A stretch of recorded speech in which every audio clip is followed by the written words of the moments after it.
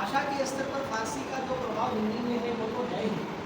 विशेष रूप से हिंदी साहित्य की जो गज़ल विधा है, जिसे आजकल गज़ल कहते हैं, उस गज़ल विधा पर सारास जानबूझकर कवियों की एक लंबी परंपरा रही है, जिसने फारसी और अरबी मुहावरों, फारसी अरबी शब्दों और वहाँ के उनके सांस्कृतिक संदर्भों को जानबूझकर इन शायरियों ने, कविताओं में प्रयोग किया है।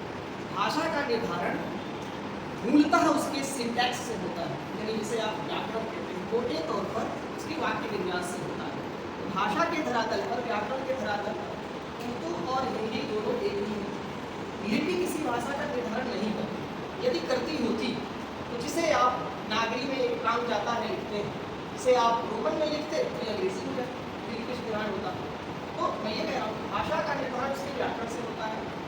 कई बार शब्दकोश या शब्दों का प्रयोग यह भ्रम पैदा करता है कि यह भाषा दूसरी है। जैसे हिंदी का कोई एक वाक्य आप है जिसमें अरबी या फारसी शब्द आप भर दें।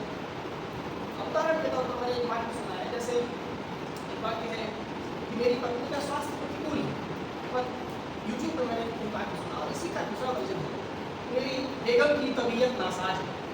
तो 100 में से लगभग 90 लोग ये कहेंगे कि मेरी बेगम की तबीयत नासाज ये उर्दू है और मेरी पत्नी का स्वास्थ्य प्रतिकूल है ये हिंदी है।